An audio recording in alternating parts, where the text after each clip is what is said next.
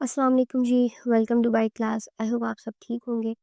आज से हम अपनी क्लाउड कंप्यूटिंग की मिड टर्म सीरीज़ स्टार्ट कर रहे हैं जिसमें हम लेसन 1 से लेसन 20 तक कवर करेंगे।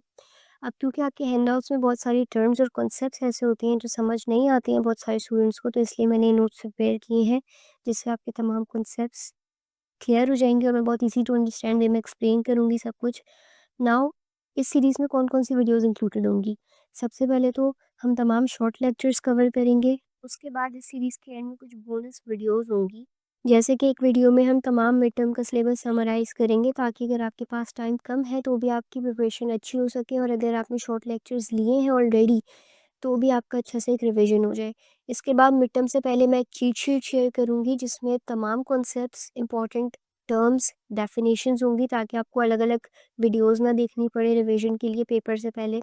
इसके साथ मिड टर्म्स प्रिपरेशन वीडियोज़ जो बोथ सब्जेक्टिव एंड ऑब्जेक्टिव होती हैं, एमसीक्यूज़ की और क्वेश्चंस की, वो मैं शेयर करूँगी। और जो करंट पेपर बच्चे ग्रुप्स में शेयर कर रहे होते हैं हम वो रिव्यू करेंगे। और in the end I will share the list of most important topics ताकि अगर आप खुद भी प्रिपरेशन करने बैठें तो आपको पता हो कि कौन से टॉपिक्स मोस्ट लाइकली पेपर में आ सकते हैं। नाउ अगर आप चाहते हैं कि आपके मिल्स में 80% या अबव इससे मार्क्स आएँ तो स्टे ट्यून्ड, एंड आई बेट कि आपको किसी और चैनल पे जाने की ज़रूरत नहीं पड़ेगी इंशाल्लाह। So let's start. लेसन 1 है हमारा इंट्रोडक्शन टू कोर्स, जिसमें सिंपली हमें कोर आइडिया दिया गया है कि थ्रू आउट द कोर्स हम क्या-क्या चीज़ें पढ़ेंगे। इस कोर्स में हम क्लाउड कंप्यूटिंग की कंप्लीट फाउंडेशन यानी कंप्लीट बेसिक पढ़ेंगे। जो हमारा मिड टर्म का सिलेबस होगा दैट विल इंक्लूड तमाम क्लाउड कंप्यूटिंग के बेसिक्स टॉपिक, और फिर उन्हीं टॉपिक्स को हम एडवांस लेवल में पढ़ेंगे फाइनल टर्म के सिलेबस में। तो यहाँ पे आपको कुछ इम्पॉर्टेंट ओवरव्यू दिया गया है, की पॉइंट्स दिए गए हैं कि हम क्या-क्या चीज़ें पढ़ेंगे, क्लाउड कंप्यूटिंग की डेफिनेशन, उसका ओरिजिन, हिस्ट्री, ये सारी चीज़ें आप खुद भी इसको स्टॉप करके पढ़ सकते हैं। सिंपली आपको टॉपिक्स के नाम दिए हुए हैं, इसके बाद यहाँ पे बुक्स और रेफरेंस दिए हुए हैं कि कौन-कौन सी बुक्स यूज़ हुई हैं आपके नोट्स प्रिपेयर करने में और आपके हैंडआउट्स प्रिपेयर करने में। इसके बाद हमारा जो एक्चुअल सिलेबस है वो लेसन 2 से स्टार्ट हो रहा है, which is introduction to cloud computing. Now सबसे पहले इसमें हमें डेफिनेशन दी हुई है निस्ट की। निस्ट क्या होता है? NIST is an abbreviation of National Institute of Standards and Technology. ये एक यूएस की गवर्नमेंट एजेंसी है जिसका काम है टेक्नोलॉजी की फील्ड्स में जो डिफरेंट इनोवेशंस हो रही हैं हर दिन, उसकी स्टैंडर्ड गाइडलाइंस और डेफिनेशन वगैरह देना, ऑफिशियल चीज़ें अनाउंस करना, ये इस एजेंसी का काम होता है, इंक्लूडिंग क्लाउड कंप्यूटिंग। यानी कि जो भी हमारी क्लाउड कंप्यूटिंग की डेफिनेशन है वो ग्लोबली एक्सेप्टेड डेफिनेशन हमें निस्ट की तरफ से दी गई है। तो हम पढ़ते हैं सबसे पहले निस्ट ने क्या डेफिनेशन दी है क्लाउड कंप्यूटिंग की। It is cloud computing is a model for enabling ubiquitous, convenient, on demand network access. Cloud computing एक ऐसा मॉडल है जो कभी भी कहीं भी आपकी आसानी के लिए, आपकी कन्वीनियंस के मुताबिक, आपकी डिमांड के मुताबिक नेटवर्क एक्सेस आपको प्रोवाइड करता है। और ये जो नेटवर्क एक्सेस आपको प्रोवाइड किया जाता है ये शेयर्ड रिसोर्सेज से लिंक्ड होता है, यानी कि आप सिर्फ अकेले नहीं हैं, आपके अलावा और भी मल्टीपल यूज़र्स होते हैं जो सेम रिसोर्सेज इस्तेमाल कर रहे होते हैं। और इन रिसोर्सेज को आपकी डिमांड के मुताबिक यानी कस्टमर डिमांड के मुताबिक कम या ज़्यादा किया जा सकता है। यानी जब कस्टमर डिमांड कम है तो रिसोर्सेज को कम कर दिया जाता है, और जब कस्टमर डिमांड ज़्यादा होती है तो रिसोर्सेज को इंक्रीज़ कर दिया जाता है। और ये जो रिसोर्सेज इंक्रीज़ या डिक्रीज़ किए जाते हैं ये मिनिमल मैनेजमेंट एफर्ट यानी कम से कम मैनेजमेंट एफर्ट और मैनुअल एफर्ट लगा के किए जाते हैं। ना ये तो डेफिनेशन हमने उर्दू में इसका मतलब समझ लिया है कि क्या कहा जा रहा है, लेकिन इसमें इंग्लिश में डेफिनेशन में बहुत सारी ऐसी वर्ड्स और टर्म्स हैं जो आपको नहीं समझ आए होंगे, तो अब हम वो समझ लेते हैं। मॉडल का मतलब होता है कि a way of doing something. Ubiquitous का मतलब होता है कोई ऐसी चीज़ जो हर वक्त, हर जगह, हर टाइम अवेलेबल हो। कन्वीनिएंट यानी आपकी आसानी के मुताबिक, आपकी डिमांड के मुताबिक आपको नेटवर्क एक्सेस प्रोवाइड किया जा रहा है। नाउ शेयर्ड पूल का मतलब होता है कि बहुत सारे रिसोर्सेज का एक ग्रुप बना दिया जाता है, और वो ग्रुप ऑफ रिसोर्सेज को पूल कह रहे हैं। और ये जो शेयर्ड पूल है ये मल्टीपल यूज़र्स इस्तेमाल कर रहे होते हैं, यानी आपके अलावा और भी बहुत सारे कस्टमर्स हैं जो सेम पूल इस्तेमाल कर रहे हैं। कॉन्फ़िगरेबल कंप्यूटिंग रिसोर्सेज का मतलब होता है कि जो क्लाउड कंप्यूटिंग रिसोर्सेज हैं आप उनको अपनी मर्ज़ी से सेटअप कर सकते हैं, एडजस्ट कर सकते हैं। रैपिडली प्रोविजन एंड रिलीज़्ड का मतलब होता है कि प्रोविज़न का मतलब होता है कि रिसोर्सेज़ को इंक्रीज़ करना, यानी जब कस्टमर डिमांड ज़्यादा हो तो इंक्रीज़ कर देना, और रिलीज़ मतलब कि डिक्रीज़ कर देना जब कस्टमर डिमांड कम है। मिनिमल मैनेजमेंट और प्रोवाइडर इंटरैक्शन का मतलब है कि ये जो रिसोर्सेज़ इंक्रीज़ या डिक्रीज़ करने हैं, इसके लिए आपको कंपनी से कॉन्टैक्ट नहीं करना पड़ेगा, या फिर मैनुअली हर चीज़ कॉन्फ़िगर नहीं करना पड़ेगी, सेटअप नहीं करना पड़ेगी, यानी आपकी कोई एफ़र्ट नहीं जाएगी। विदिन फ्यू क्लिक्स आप ये काम कर सकते हैं खुद से।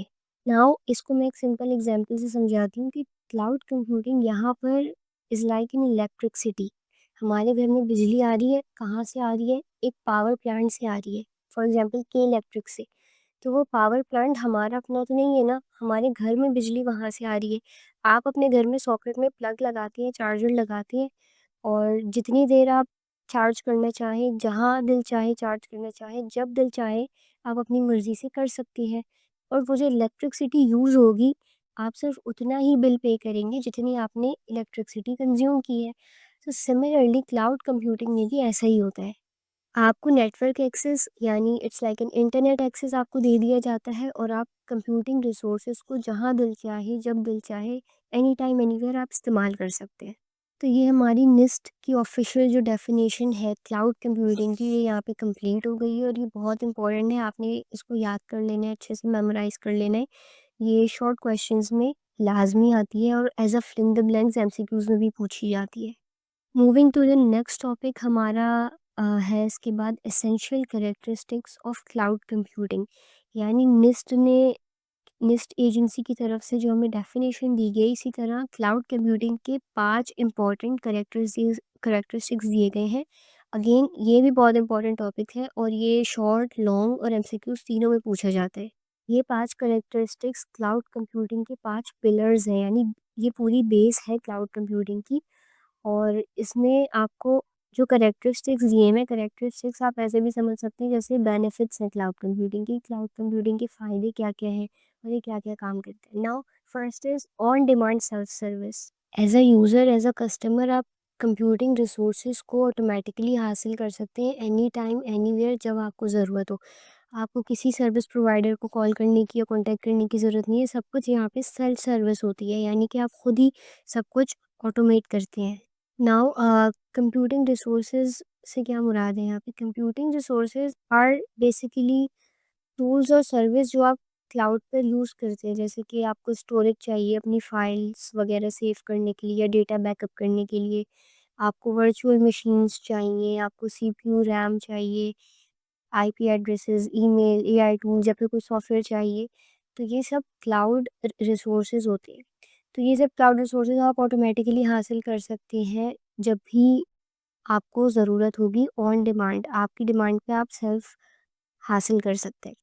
इसके बाद ब्रॉड नेटवर्क एक्सेस, जो क्लाउड सर्विसेज होती हैं वो all over the internet available होती है, और आप हर डिवाइस से उनको एक्सेस कर सकते हैं। जैसे कि फॉर एग्ज़ाम्पल कोई ऐप है, फॉर एग्ज़ाम्पल कैनवा एक डिज़ाइनिंग ऐप है, हो सकता है आप में से बहुत सारे लोगों को पता हो जो डिज़ाइनिंग करते हैं। तो कैनवा आप लैपटॉप में भी अगर खोलें तो वो खुल जाएगी, वेबसाइट खोलें तो खुल जाएगी, आपके फ़ोन में खुल जाएगी, आप टैबलेट पे खोलें तो खुल जाएगी, पीसी में खोलें तो खुल जाएगी। तो ब्रॉड नेटवर्क एक्सेस का मतलब होता है कि क्लाउड सर्विसेज तमाम स्टैंडर्ड डिवाइसेस पे अवेलेबल है, लैपटॉप, मोबाइल, टैबलेट्स, हर हर डिवाइस पे अवेलेबल है।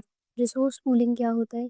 यानी जो क्लाउड प्रोवाइडर होता है, जो हमें क्लाउड सर्विसेज प्रोवाइड कर रहे हैं, हम कंज्यूमर हैं, हम वो सर्विसेज कंज्यूम कर रहे हैं, और वो जो सर्विस हमें दे रहे हैं वो कहलाते हैं क्लाउड प्रोवाइडर। तो जो क्लाउड प्रोवाइडर होते हैं वो रिसोर्सेज को आपस में पूल्ड रखते हैं, यानी तमाम रिसोर्सेज का एक जैसे।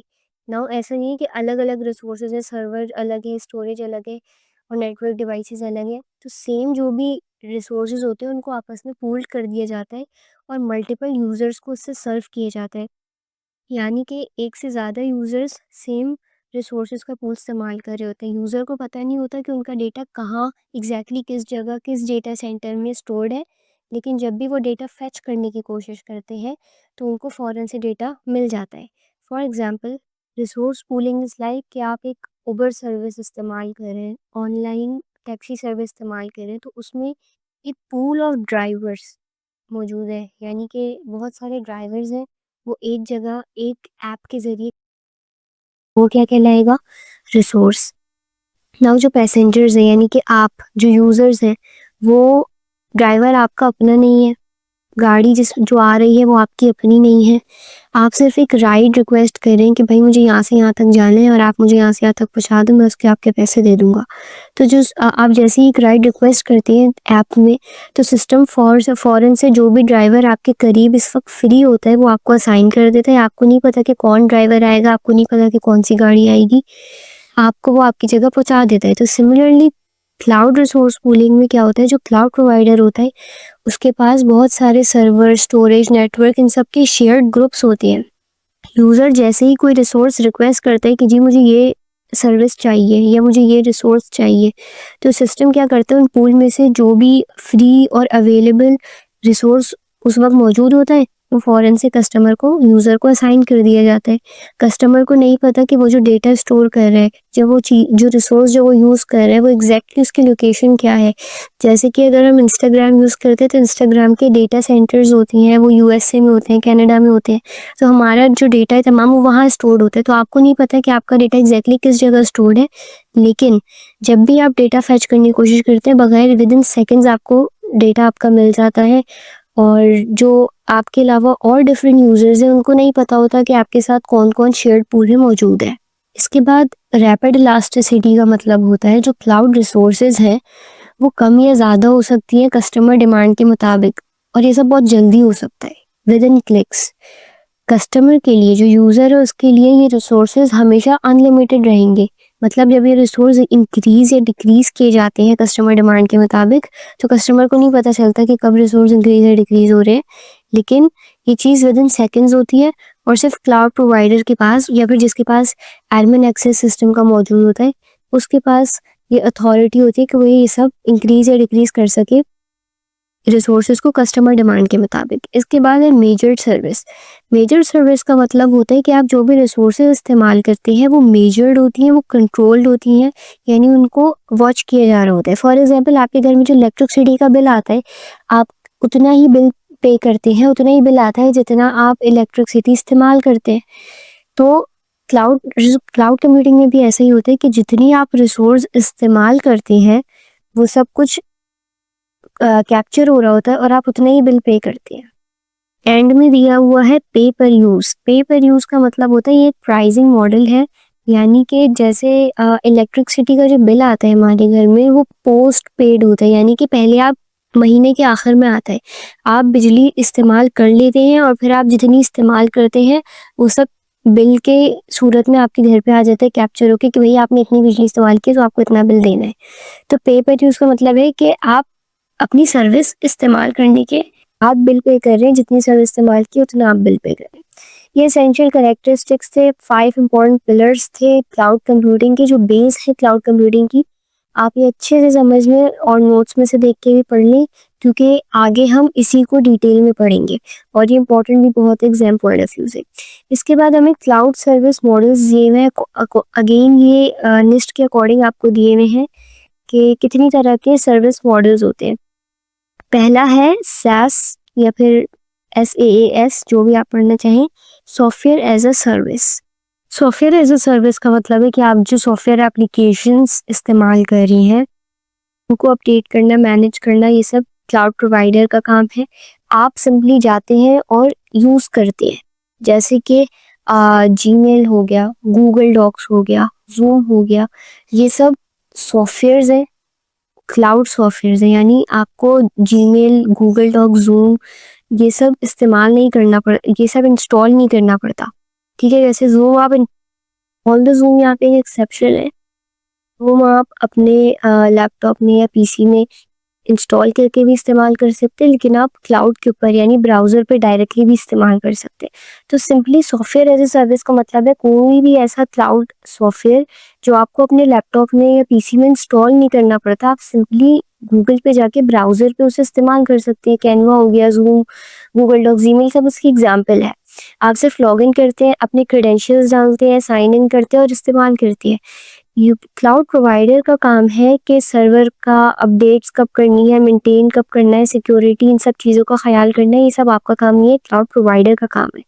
आप सिर्फ जाते हैं ब्राउज़र पे और उस एप्लीकेशन को अपने लॉगिन वगैरह करके एक्सेस करते हैं, यानी कि इन शॉर्ट आपके पास एक लिमिटेड कंट्रोल है। आप जो है वो सेटिंग्स अपने हिसाब से एडजस्ट कर सकते हैं, जैसे कि थीम वगैरह या फिर कोई प्लगइन्स वगैरह इंस्टॉल करना। इससे ज़्यादा कंट्रोल सर्वर्स का या अपडेट या मेंटेन वगैरह करने का सॉफ्टवेयर आपके पास एक्सेस मौजूद नहीं है, आपके पास एक लिमिटेड कंट्रोल मौजूद है। तो एक सिंपल एग्जांपल से मैं बताऊँ, जैसे कि नेटफ्लिक्स है। पहले आप सीडीज़ और डीवीडीज़ बाय करते थे या फिर मूवीज़ को लैपटॉप में, पीसी में डाउनलोड करते थे, फिर मूवीज़ देखते थे। अब सिंपली आप जाते हैं क्लाउड पे। क्लाउड का मतलब है कोई भी चीज़ आप गूगल पे जाके लिखे, गूगल क्या एक ब्राउज़र है। तो सिंपली जो चीज़ गूगल पे मौजूद है, गूगल पे जाके आप एक्सेस कर सकती हैं, वो क्लाउड है, ठीक है? तो नेटफ्लिक्स आप गूगल में जाके देखते हैं, नेटफ्लिक्स आप एक्सेस करते हैं, आपको जो मूवी देखनी होती है, आप सिंपली वो क्लिक करके देखते हैं। आपके पास एक लिमिटेड कंट्रोल होता है। आप सबटाइटल्स चेंज कर सकते हैं, वीडियो क्वालिटी ऊपर-नीचे कर सकते हैं, लेकिन इससे ज़्यादा कंट्रोल आपके हाथ में नहीं होता कि आप बिहाइंड द सीन बैकएंड पे जाके सर्वर वगैरह से रिलेटेड चीज़ें कंट्रोल कर सकें। तो नेटफ्लिक्स क्या है? एक सॉफ्टवेयर है जो आप ऑन क्लाउड इस्तेमाल कर रहे हैं। प्लेटफ़ॉर्म एज़ अ सर्विस का मतलब होता है कि जो क्लाउड प्रोवाइडर है वो आपको एक रेडीमेड प्लेटफ़ॉर्म देता है, यानी कि programming language, tools, libraries, database सब कुछ पहले से मौजूद को डेवलप करना, कोड करना, डिप्लॉय करना, बगैर इस चीज़ की फ़िक्र किए कि बिहाइंड द सीन्स सर्वर कैसे काम कर रहे हैं, आपके पास कितनी स्टोरेज है या फिर नेटवर्क एक्सेस क्या है, इन सब चीज़ों की फ़िक्र आपने नहीं करनी, ये सिर्फ़ क्लाउड प्रोवाइडर का काम है। तो आपको सिर्फ इस चीज़ पे फ़ोकस करना है कि आप अपनी ऐप बिल्ड कर रहे हैं, डिप्लॉय कर रहे हैं। जो प्रोवाइडर है, वो ये तमाम इंफ्रास्ट्रक्चर, ऑपरेटिंग सिस्टम और एनवायरनमेंट्स मैनेज करेगा। आपको सर्वर्स की और कोई भी सॉफ्टवेयर इंस्टॉल करने की या फिर हार्डवेयर कब स्केल करना है, कम ज़्यादा करना है, ये सब आपको फ़िक्र करने की ज़रूरत नहीं है। अगर एक सिंपल एनालॉजी से मैं समझाऊँ, तो platform is a service is like कि आप एक एज़ अ शेफ़ किसी रेस्टोरेंट के किचन में काम कर रही हैं। आपको ग्रोसरी नहीं खरीदनी, आपको गैस वगैरह के बिल नहीं भरने, कनेक्शन नहीं करना गैस का, सफाई नहीं करनी। आप सिर्फ़ आएँगे, अपनी रेसिपी लेके खाना बनाएँगे और चले जाएँगे। यही काम होता है प्लेटफ़ॉर्म एज़ अ सर्विस में हम कंज़्यूमर्स का, कि मतलब हमें कुछ भी नहीं करना, सिर्फ़ हमें आना है, अपना जो भी हमें सर्विस चाहिए, हम सर्विस इस्तेमाल कर रहे हैं, हम सिर्फ प्लेटफ़ॉर्म इस्तेमाल करेंगे बगैर किसी बैकएंड की फ़िक्र किए, तो ये प्लेटफ़ॉर्म एज़ अ सर्विस होता है। इसके बाद आईएएस यानी infrastructure as a service. Infrastructure as a service का मतलब होता है कि जो क्लाउड प्रोवाइडर है वो आपको तमाम बेसिक कंप्यूटिंग रिसोर्सेज़ प्रोवाइड कर देता है, जैसे virtual machines, storage, network access. बाकी सारी चीज़ें आपको खुद मैनेज करनी है। आपके पास पूरा कंट्रोल होता है कि आपने कौन-सा ऑपरेटिंग सिस्टम यूज़ करना है, कौन-सा सॉफ्टवेयर यूज़ करना है, कौन-सी एप्लीकेशन यूज़ करनी है। बट जो फिज़िकल इंफ्रास्ट्रक्चर है, यानी कि जो सर्वर है और जो डेटा सेंटर्स यानी कि जहाँ पे आपका डेटा स्टोर्ड है, ये सब चीज़ों का एक्सेस आपके पास नहीं होता। लेकिन बाकी सारी चीज़ें आप अपने हिसाब से कॉन्फ़िगर कर सकते हैं, जो आपको चाहिए अपनी मर्ज़ी से। जो प्रोवाइडर होता है वो आपको वर्चुअल मशीन्स, नेटवर्क और स्टोरेज वगैरह बेसिक चीज़ें देता है। आप डिसाइड करते हैं कि कौन-सा ऑपरेटिंग सिस्टम, कौन-सी ऐप्स यूज़ करनी है और उनको कैसे अपने हिसाब से कॉन्फ़िगर करना है।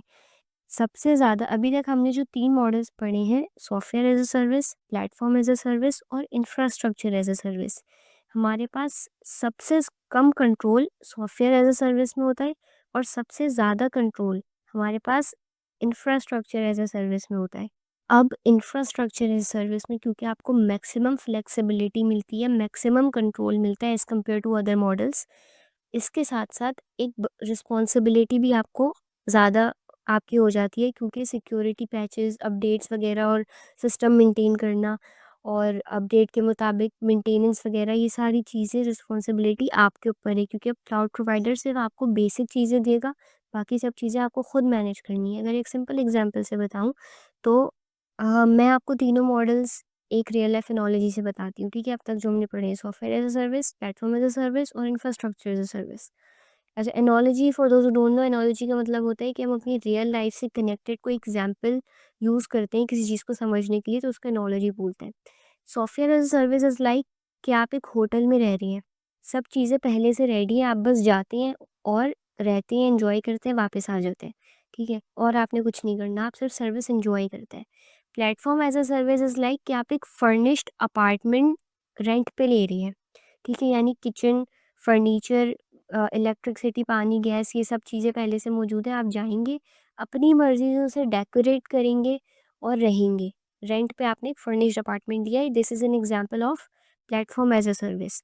Whereas infrastructure as a service is like कि आपने एक एम्प्टी प्लॉट ले लिया, यानी कि यू हैव बाट अ पीस ऑफ लैंड, ठीक है? उसमें तमाम यूटिलिटीज़ ऑलरेडी कनेक्टेड है, जैसे बिजली, पानी, गैस का कनेक्शन वहाँ पहले से मौजूद है। आप डिसाइड करेंगे कि आपका घर किस जगह होगा, किस डायरेक्शन में होगा और उसका डिज़ाइन कैसा होगा, कौन से कॉन्ट्रैक्टर्स आपने हायर करनी है, कितने रूम्स होंगे, पेंट कैसा होगा, फर्नीचर कैसा होगा। यानी घर के अंदर की तमाम चीज़ें आप अपने हिसाब से कॉन्फ़िगर करेंगे, सेटअप करेंगे, लेकिन जो लैंड है, जिस पे आप घर बना रहे हैं, जो ज़मीन है और जो पाइप्स अंडरग्राउंड चल रहे हैं और बिजली, पानी, गैस जो बेसिक यूटिलिटीज़ यानी कि इंफ्रास्ट्रक्चर आप समझ लें, वो स्टिल कोई और मैनेज करेगा जिसने आपको ये सब चीज़ें दी हैं। तो ये एक रियल लाइफ एनालॉजी थी जिससे आपको आई होप कि तीनों मॉडल्स बहुत अच्छे से समझ आ गए होंगे कि हमारे पास सबसे कम control software as a service में होता है और medium control platform as a service में होता है और सबसे ज़्यादा कंट्रोल और सबसे ज़्यादा responsibility platform as a service में होती है। इसके बाद हमारा नेक्स्ट टॉपिक है क्लाउड डिप्लॉयमेंट मॉडल्स। डिप्लॉयमेंट का मतलब होता है कस्टमर के लिए कोई चीज़ रेडी टू यूज़ कर देना।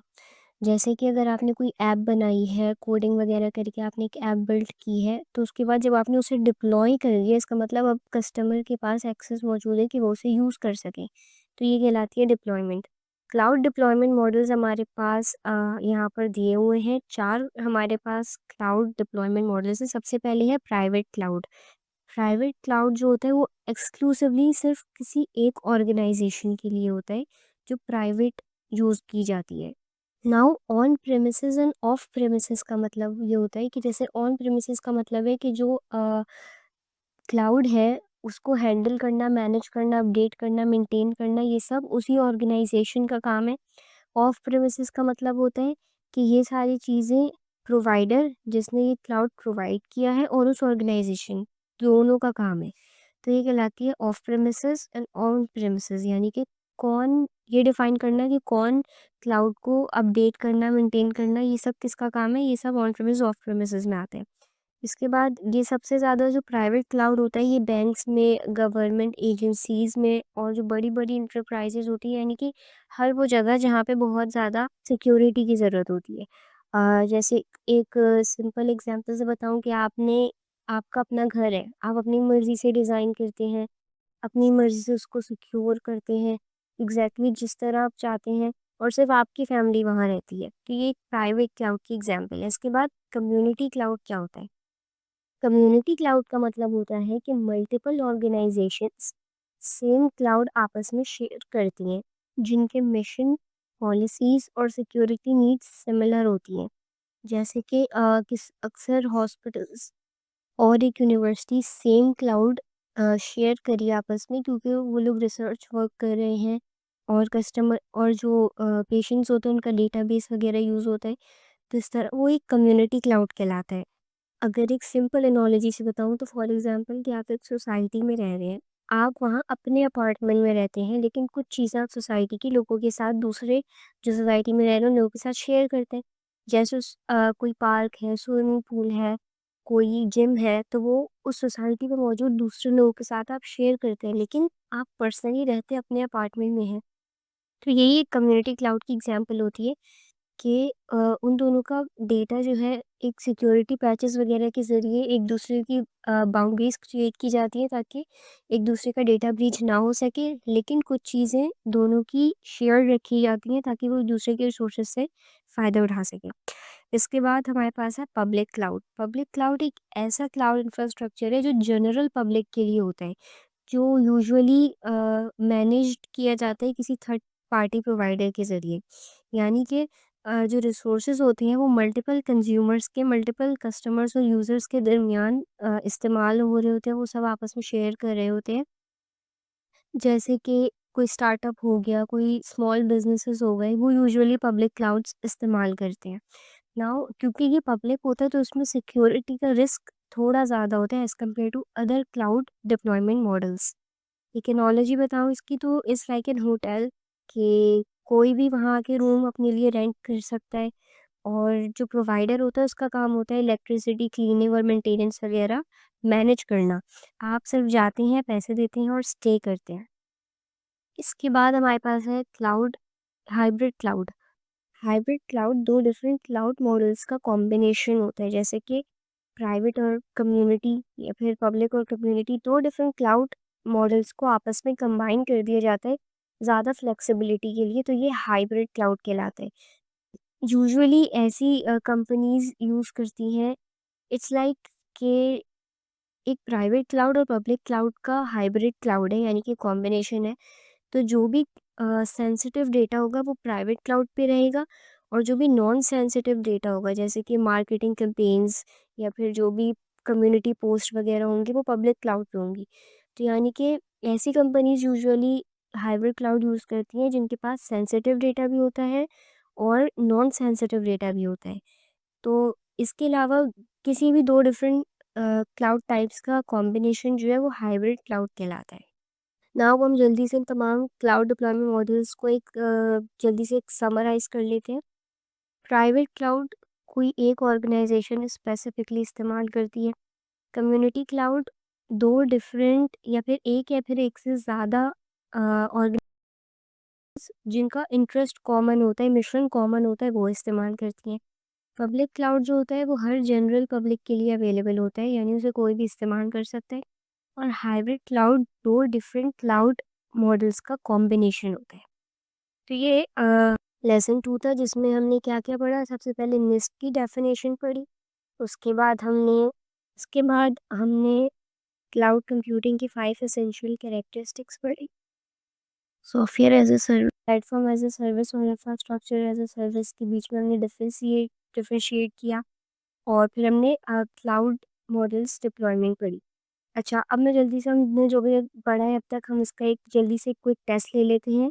मैं क्वेश्चन पूछूँगी और आपने कमेंट में आंसर करना है। अच्छा जी, तो सबसे पहला क्वेश्चन है कि which specific characteristic is responsible for scaling cloud resources? यानी कौन-सी कैरेक्टरिस्टिक्स के काम होता है क्लाउड रिसोर्सेज़ को स्केल करना कस्टमर डिमांड के मुताबिक? Second question is user request resources and get them without any human interaction in which characteristics? कौन सा ऐसा characteristics है जिसमें यूज़र रिसोर्स रिक्वेस्ट करता है और बगैर किसी ह्यूमन इंटरेक्शन के वो रिसोर्स उसको प्रोवाइड कर दिया जाता है? Which one is the least control cloud model? कौन सा क्लाउड मॉडल है जो सबसे ज़्यादा लीस्ट कंट्रोल होता है, यानी as a customer, as a user आपके पास बहुत कम कंट्रोल होता है? इसके बाद है in which of the following cloud services model you can configure operating system of your own choice? यानी कि कौन सा क्लाउड सर्विस मॉडल है जिसमें आप अपनी मर्जी का ऑपरेटिंग सिस्टम सिस्टम में कॉन्फ़िगर कर सकते हैं? फिर है a bank will use which type of cloud deployment model? एक बैंक जो है वो कौन-सी टाइप का क्लाउड डिप्लॉयमेंट मॉडल इस्तेमाल करेगा? आपने ये ज़हन में रखना है कि बैंक जो है वो बहुत ज़्यादा सेंसिटिव डेटा फेच करता है, बहुत ज़्यादा सेंसिटिव डेटा स्टोर करता है अपने डेटाबेसेस में, तो उसको ज़हन में रखते हुए आपने डिसाइड करना है कि बैंक जो है वो कौन-सा क्लाउड डिप्लॉयमेंट मॉडल इस्तेमाल करेंगे। इसके बाद last question is Netflix is an example of dash deployment model? Netflix कौन-सा डिप्लॉयमेंट मॉडल की एग्ज़ाम्पल है, ये आपने बताना है। ये हमारे पास 6 क्वेश्चंस थे। इसका आपने कमेंट्स में आंसर देना है और मैं आपको बाद में बताऊँगी कि वो करेक्ट आंसर्स कौन-कौन से हैं। इससे आपका अच्छे से रिवीजन हो जाएगा। हमारे लेक्चर यहीं पे ख़त्म होता है। 1 और 2 हमने कवर कर लिया, 1 में सिर्फ ओवरव्यू था। सेकंड हमारा लेक्चर ये बहुत ज़्यादा इम्पोर्टेंट है और आप अपने तमाम कॉन्सेप्ट्स इसमें लाज़मी क्लियर कर लीजिएगा क्योंकि यही सब चीज़ें हम आगे एडवांस लेवल पे पढ़ेंगे और इन्हीं सब चीज़ों को आगे डिटेल में पढ़ेंगे। तो ये लेक्चर हम यहीं ख़त्म करते हैं। Comment down below the answers, I will check them. Till then अल्लाह हाफ़िज़।